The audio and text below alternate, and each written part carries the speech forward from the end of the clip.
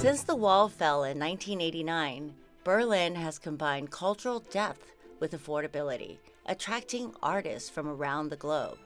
And in recent years, many from the community have been drawn here by the city's creative freedom and tolerance for experimentation. And the once divided city is not just a crossroads for artists, it's a melting pot of different art forms where music, fine art, and yes, food, all share the spotlight.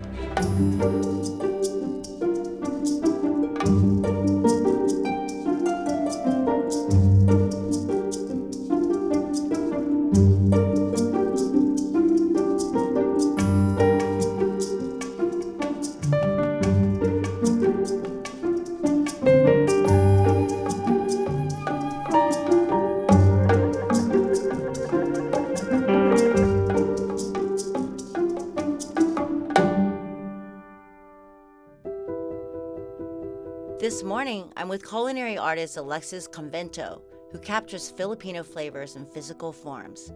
This is art you can eat. Alexis moved from New York to Berlin to become part of a growing community of Asian creatives. Her work reflects kapwa, the Filipino concept of shared humanity. Okay, what's your vision? Do you want it on the cloth I think like on the around, side? it could be in piles.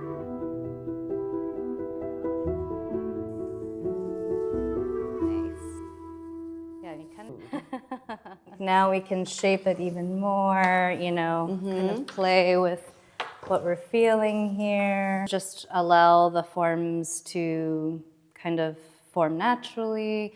You're kind of going with the flow. That's so beautiful, this rice crisp on this fabric. Exactly. Because you can see the textures, and this is so organic. Filipino influences in food. So the rice crisp, this comes with Vietnamese summer rolls. That's usually what it is. I just fry them, but I sprinkle them with a sinigang rice powder.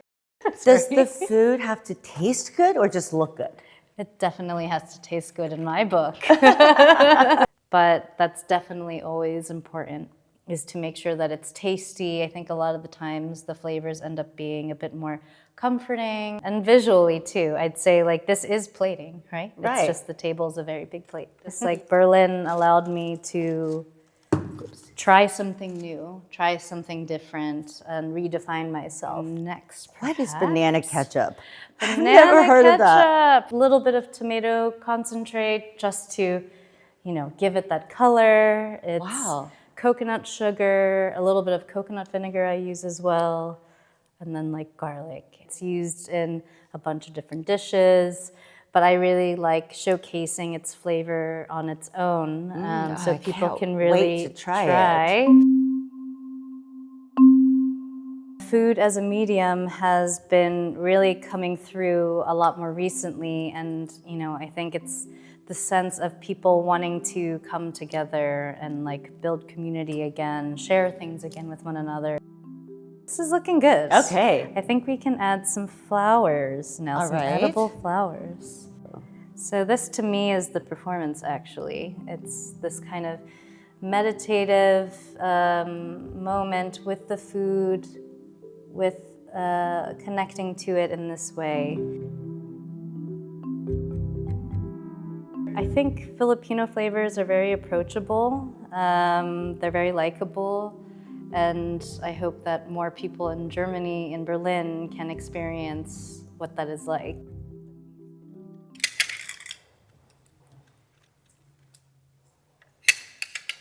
There's a Filipino drink that uses melon and macapuno, and this is kind of a nod to that. And then we'll put some tomato water with it, tomato coconut water, actually. So it's a nice little refreshing bite with everything. So.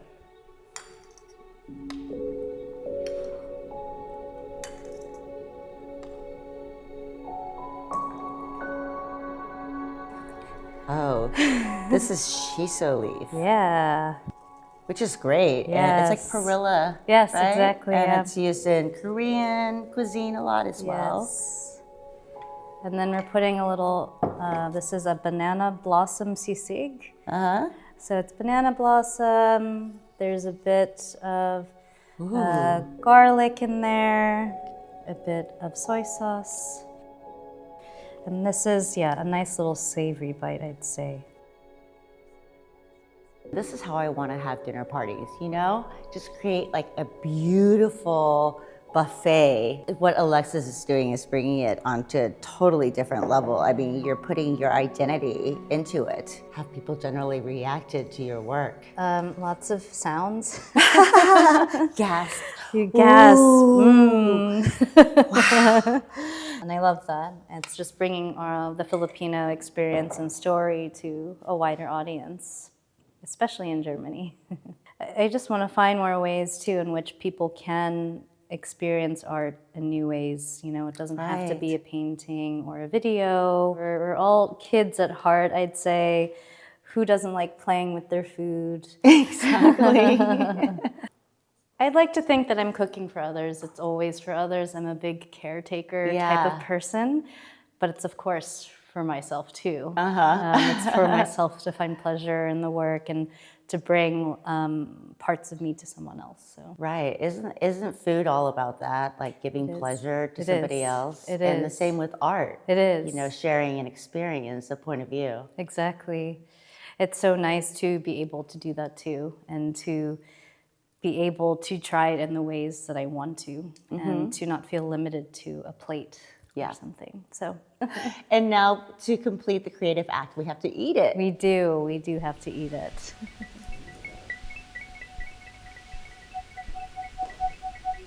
I think Alexis is really good at deconstructing a lot of the different ingredients of Filipino food and also being very thoughtful about understanding also where they come from and maybe also the emotional significance of these different ingredients that are part of our food. So there's a lot of storytelling also. Obviously it looks very pretty.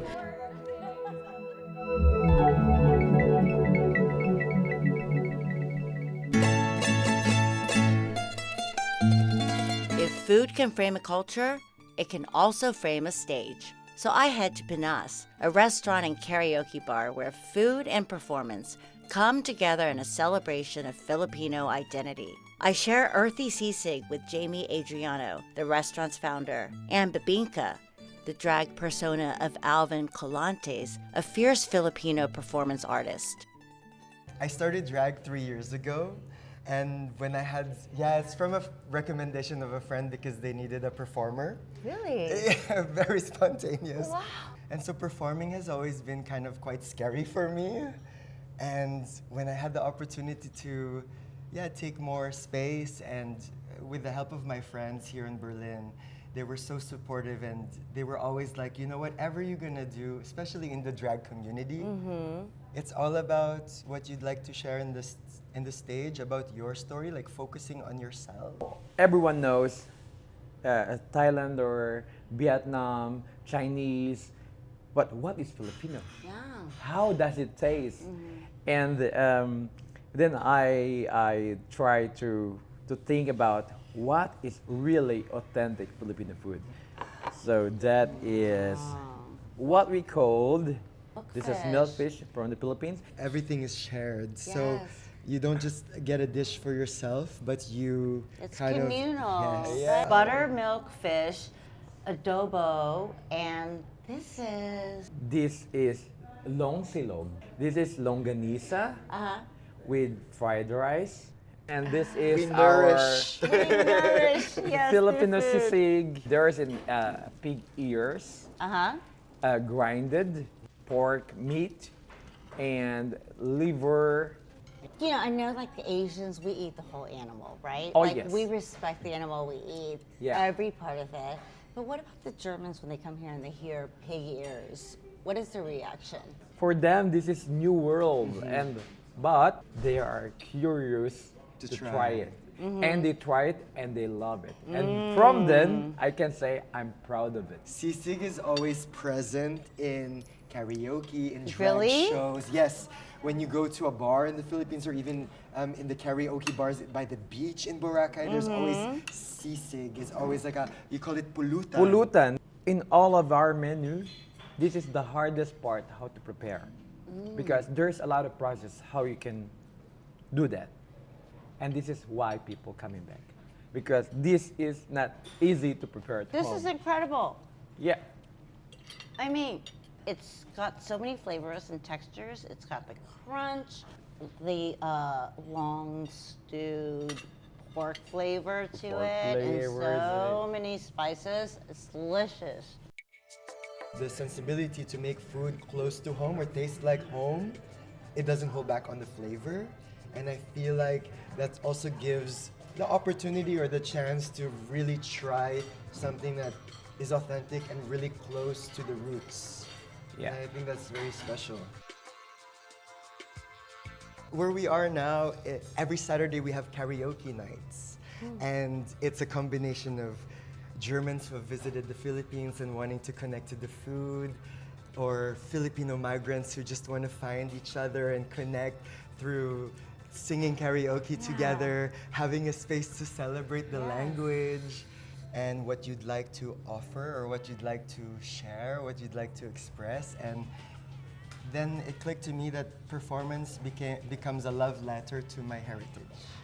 Having these questions of what it means to have a Filipino body in the West, to carry this diasporic identity, and what does it mean to bring heritage into drag spaces, or to at least let the audience know a little bit about where I came from. Bring grief into the space, a longing, maybe even reconnecting to, I don't know, a piece of culture that I was a part of, and see how I can bring that out into the space of performing. So what are you thinking about when you perform? I really love to engage and activate people in the space. So Bibingka is all about relationships. I love to sing to the audience. I love to get close to them. I love to tickle them a little bit. And I also love to bring a little bit of just like spice. I love to maybe share a little bit what sensuality feels for me, how to celebrate a little bit the curves, and what feels really sexy and unapologetically sexy for me, and sharing that in the space and allowing the audience to be a part of that. So, And you think Berlin is what gave you that freedom and inspired you to exercise your voice? I've had moments here in Pinas where I was crying witnessing someone sing, a Filipina German who just started learning about the language, the Filipino language, through this song. Really? Oh, That sounds so heartbreaking and beautiful. yes, and beautiful. And What do you want people to take away from your performances? I want them to leave feeling really held. I want them to leave feeling nourished. And also, as an entertainer, for me, performing is an act of care.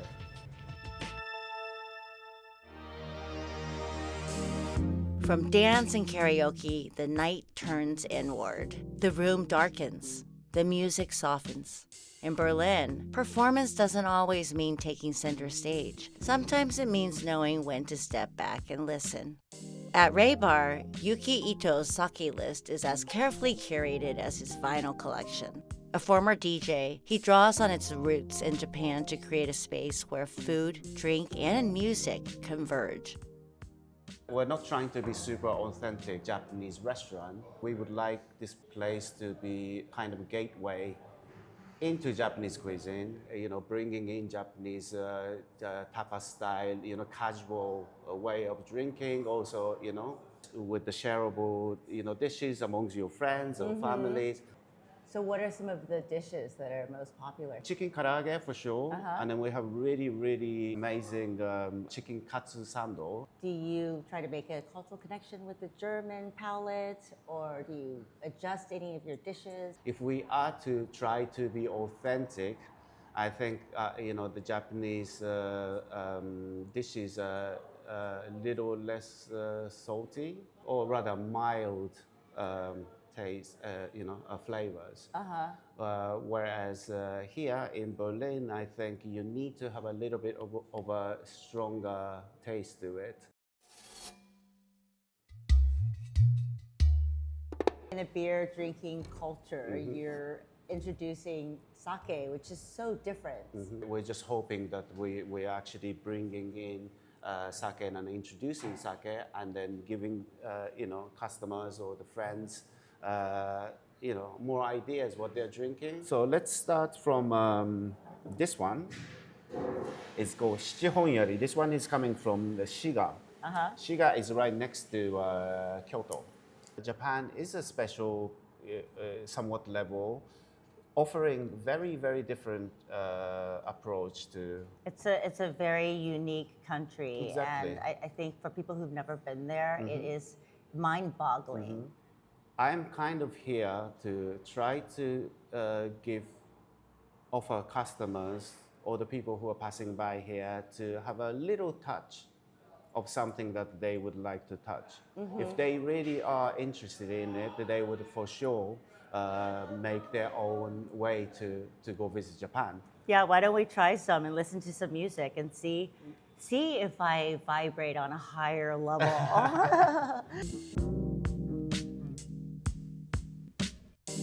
It just kind of became an international phenomenon where Japanese listening bar culture just took over the world, and then everyone is now starting off this listening bar idea. We're not trying to make people dance here. It's more about enjoying this analog feel to it. This is a good way of kind of putting music, which is really, the heart of Berlin as well. You're creating an entry point for that here in Berlin. Exactly. Yeah. That's exactly what it is. Spreading the love of Japanese culture. Absolutely. Kanpai. To understand what's really happening, how Asian food moved from the edges to the center of Berlin's cultural life, I turned to Sisi Chen, a food writer based in Berlin. So when you first moved to Berlin, what was it like? There was no Asian European identity and definitely no Asian German identity. Yeah. What are some of the most popular, say, Chinese foods in Berlin? So I think the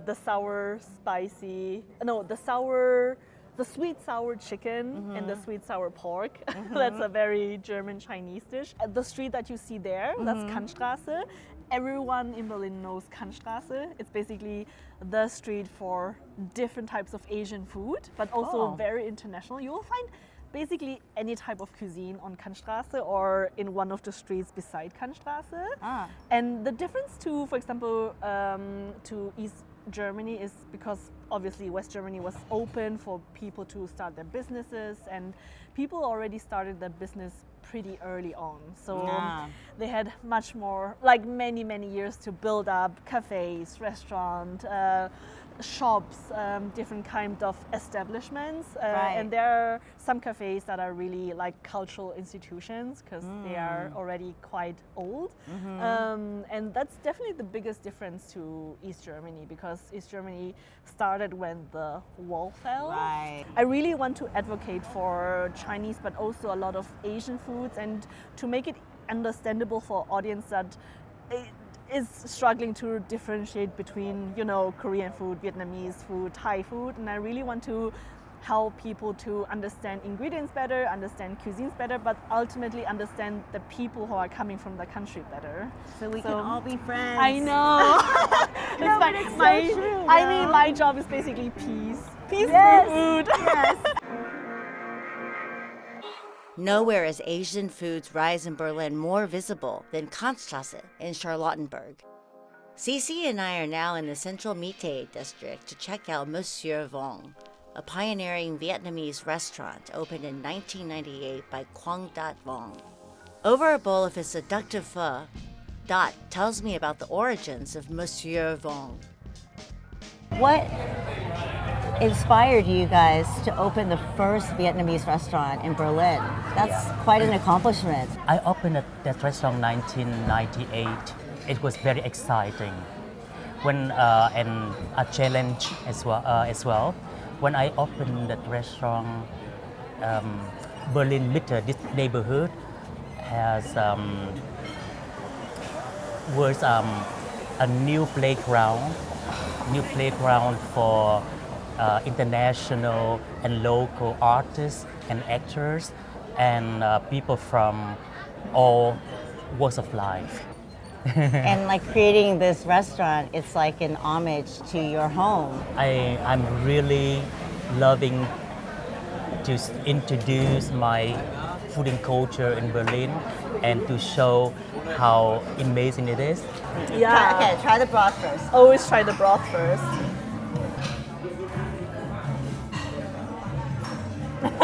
The cinnamon, the cardamom, the beef. Who taught you how to cook? My mom was a very strict teacher and a great chef as well.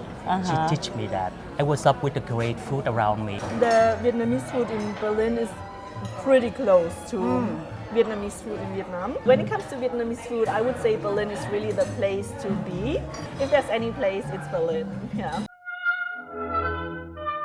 After walking Berlin's food scene, what strikes me most is how multi-hyphenated everyone is. People aren't just in food. They're performers, dancers, writers. Few embody that multiplicity better than Jinok Kim, an opera singer slash potter slash Michelin acclaimed chef. At her restaurant Nanum, art, food, and music fully intertwine. Upstairs, she shapes clay into beautiful vessels and dishes. Downstairs, she transforms regional ingredients, some from the restaurant's own garden in Brandenburg, through the ancient practice of fermentation, using techniques rooted in her Korean heritage. And it all happens to an operatic soundtrack performed by Jinok. Tell me what we see here. Genau, das ist jetzt Essig, ja? Und das ist jetzt Obstsirup, aber lebendige Obstsirup mit Äpfel. Und das ist jetzt Fisch mit Salz und dann etwa so 3 Jahre schon alt. Und das ist Kiefernadelblüte ist das. Das ist Oil und das ist jetzt wieder Sirup und das ist so Fisch. How did you learn how to ferment? Oh, ich habe ja damit ich bin ja damit aufgewachsen, weil in Korea ganz üblich ist diese Fermentation. Deswegen weiß ich und ich habe sehr viel geguckt, wie meine Mama gemacht hat.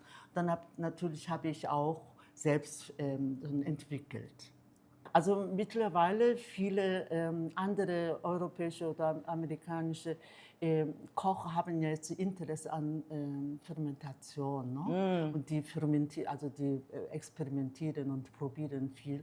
Und das finde ich ganz, ganz toll. Und deswegen möchte ich auch gerne mein Know-how auch mal so ein bisschen weitergeben. Weil Fermentation ist ja nicht nur lecker, sondern viel gesünder. Dieses Essen bringt Menschen wieder in die Natur zurück. Look at you and how beautiful you are because of the healthy food that you eat. So, can I try? Yes, yeah. This is, you can try it.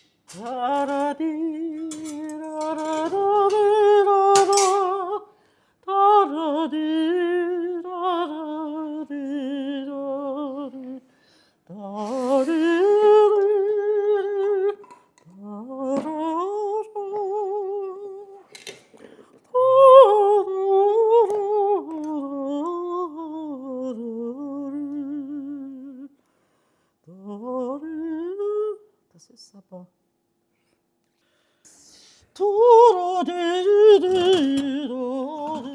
Here is Goldtraut. You have to eat. Okay. This is very, very delicious. Okay. What is that? It is soy sauce. What I cooked about 12 hours. Horseradish. Horseradish. Horseradish. More. Gold trout. Gold trout. It's dry aged about 10 days. dry-aged gold trout with homemade soy sauce and grated horseradish. Richtig. I like how the different layers of the flavor reveal itself, you know? And the fish is so buttery.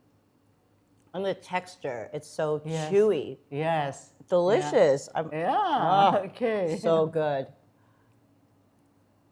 And what is this fermented in? It is fermented salt and it is the same. The same fruit wine. Yes. These perilla leaves. It is wonderful aromatic. And that is 1 year fermented.